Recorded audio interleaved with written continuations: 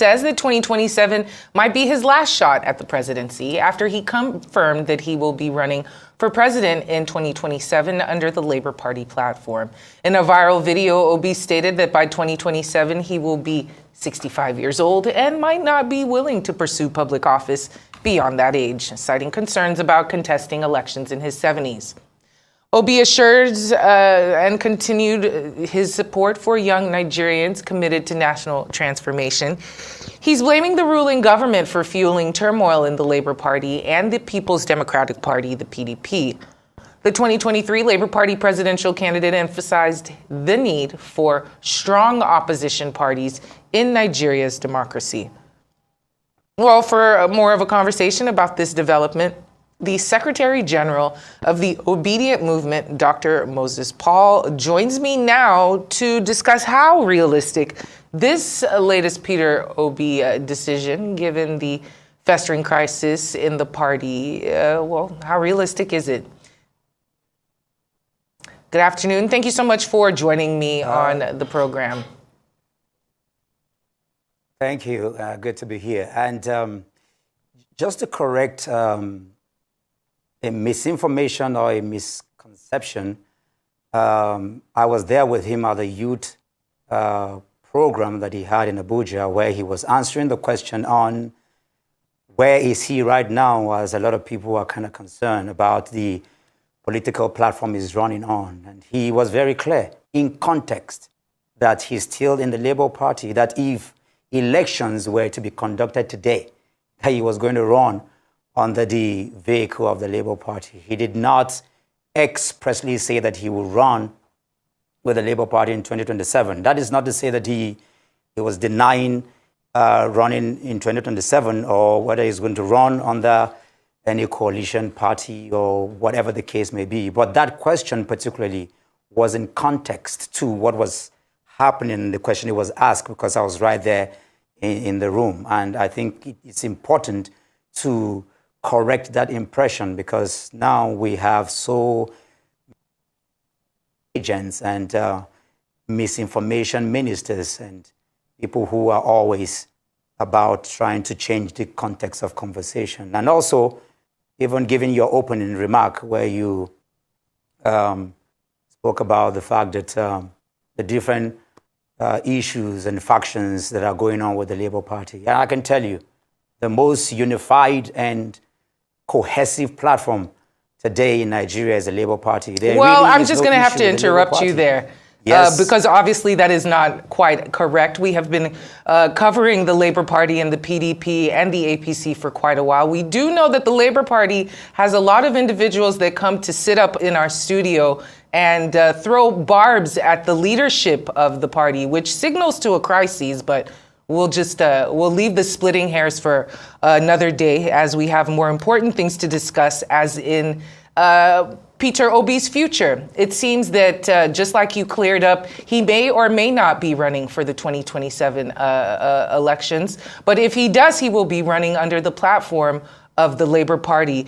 Those who supported him would be questioning whether he has learned any lessons, or whether the Obedient Movement in general has learned any lessons from the 2023 general elections. Anything that could inform a more calculated strategy come 2027 if he does decide to run, especially regarding voter mobilization, the structure of the party, grassroots engagement, and also countering perceived electoral practices. What are the lessons or takeaways that have been learned so that a repeat does not happen come 2027? Well, you see, again, you are dealing with the broader spectrum of issues. Whether for Mr. Peter Obi or the Obedient Movement, the focus has always been patriotism towards the Nigerian estate. And that's why his concentrations daily has been about education, about healthcare, about pulling people out of poverty. And you can see that with his lifestyle. I've had the humbling privilege to have traveled with him home and abroad. And I can tell you quite honestly, he's majorly concerned about the future of education, healthcare, and how poverty alleviation for the people. And this is what he has continued to do, consistently. And the Obedient Movement, essentially, yes, it's not a political party. It's much more than a political party. The Obedient Movement it's about the reimagined new Nigeria. Our focus is not, completely just driven by cycles of elections, but what will happen to the average Nigerian. And so if you look at that vis-a-vis what the characterization of what Mr. Peter Obi represents, you would understand that this is the only group and this is the only person who is thriving to ensure that we have a new Nigeria from every facet, and in every engagement you can see that. And what I was saying before you interrupted is the fact that those who are clamoring, those who have now been emboldened to have a one-party state are the ones ensuring that they disrupt every system that will, give a viable opposition come in the next election. And this is why we're making it clear, as part of the lessons learned, that it's important to stay within the boundaries of the law and also with democratic values. We don't want a Nigeria that is, you have narrative of snatching, of grabbing on. Nobody has the monopoly of anarchy, but we're saying that part of what we will continue to push is to ensure that we have a country where civility, where the rule of law, where people will behave like, and this is why you will hear Mr. Peter Obi again and again. He keeps making and driving narrative with nations like Netherlands, like Bangladesh, like different nations who are at par with us, because we must be able to drive ourselves from where we are right now to where we're supposed to be as a people, not to fall, to just anyhow kind of nations like we have seen. So yes, there are lots of lessons. And while this is not the place to talk about strategies, I can tell you that engagement, we're consolidating, grassroots, mobilizations are things, we continue to do that beyond agitation, even beyond advocacy. We're organizing every day to ensure that we protect our vote and do what is right, and so that, we can be able to put Nigeria where it's supposed to be. Fair enough. And I know that you went over this as soon as we started the interview, but we did have some technical issues. So for those in the back or those who are just tuning in, I want you to clarify the reports about and speculations about Peter Obi engaging in coalition talks with other political figures. This has been discussed widely in the last couple of weeks. If you can confirm the current stance of Peter Obi and the Obedient Movement regarding these coalition discussions. Is he actively shunning them, sticking with the Labour Party? Just want to reconfirm.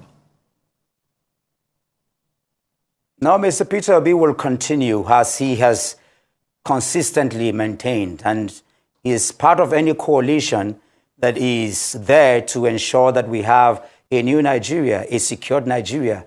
Any coalition that is there to ensure that we have the Nigeria of our dream, where the child of nobody can become, where meritocracy is the baseline, where the rule of law is what we have. He will continue to engage in such coalition. It's not shying away from any coalition. However, it's important to state very clearly, because people, like I said, there are two prongs of people that do exist. Those who make quick conclusions. Whenever they see groups of opposition leaders come together, they already make conclusions on what consultations, or even without knowing the essence of the discussions that are going on. And then you have this other set of people who are actually paid agents of misinformation and driving narratives to ensure that they cause chaos within the coalition that is going on. Mr. Peter Obi will continue to engage with everybody and all parties to ensure that we have the kind of leadership that is required in the country. Evolution of the movement amongst the youth, and what exactly will be the plans for a more robust and a sustainable structure in order to, well, secure the necessary funding, first of all, for the sustainment of the group, knowing as how stomach infrastructure is the name of the game in politics. This during campaigns? And also, how do you plan to keep the Labor Party, the obedient movement, credible amidst all this infighting within the Labor Party as well? Well, it is sad that poverty has been so weaponized to the point where, while I don't want to call names, people in government and in leadership in very high positions have been questioned with the quote that what money cannot buy, more money can buy. I mean, it's a complete downturn in our value systems in Nigeria as it stands today. And we've never been this low, where people are rewarded for snatching and grabbing and running away with ballot boxes and all kinds of things. We're hoping that we'll be able to build a future where the children who will be born will see this as completely alien in history. But right now, as it stands right now, it is sad. We have glitches everywhere, from the studio to the jam sessions and also to the INEC. We're hoping that in 21st century, this is 2025, we should not be having these kinds of issues. And that's why, both as a movement, and I speak because Mr. Peter Obi is one whose voice has been loud, where the concerns of our values and the critical essentials, from education to health to the livelihood of people are concerned, he continues to push and continue to invest and continue to ensure that our people are not completely broken. And we're hoping that we will, at a time like this in our nation's history, have people that will be patriotic. Patriotism has to do with a love for country beyond your people and the government. Because at the end of the day, leaders come and leaders go. The people that you call your people today, in decades to come, they all evolve, but there will always be a country and a people that will exist. And we hope to be able to share narrative and hope to speak to our constituency in the obedient movement, to raise a critical mass of people who will not give in or give up to the shenanigans and all the things that we have today. And this is what Mr. Peter Obi epitomizes. That's why, regardless of the terrain, he travels from Lagos to Sokoto, from Maiduguri to Ibadan, attending to issues with young people and adults and family every day, bringing hope and succor to every facet of the economy and our civic spaces. This is what is required.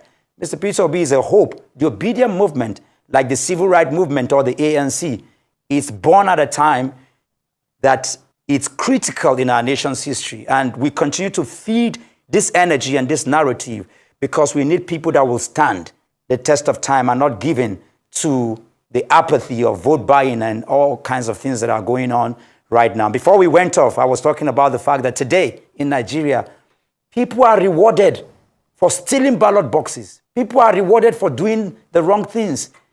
And so there is so much feeling for this particular generation where people there is no clear lines between what is wrong and what is right. And this is why, as a movement, we will continue to push for reforms that will continue to help strengthen our value system, policies that will hold people and leaders accountable to doing what is right.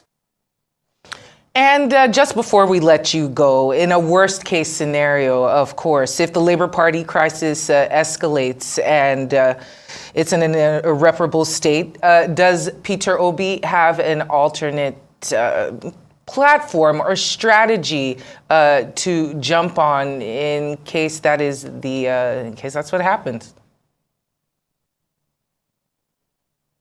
I mean, it's very laughable sometimes when I hear some of this rhetoric. I told you very plainly, because we know that paid agents who infiltrate parties to ensure that those parties are destabilized. And you can see that across board with all the opposition parties, because these machineries, those who are engineering these want a one-party state, and they've been emboldened.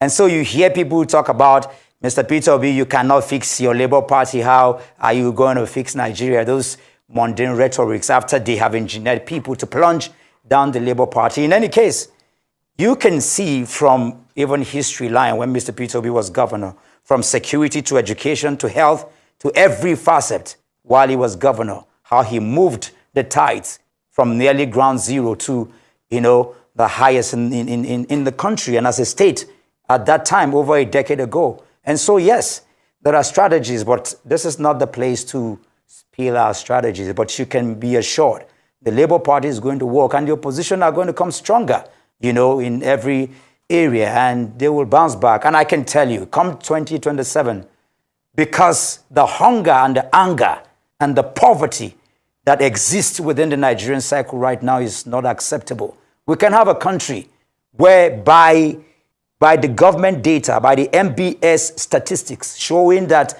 we have multiple, over 150 million Nigerians can barely eat in a day.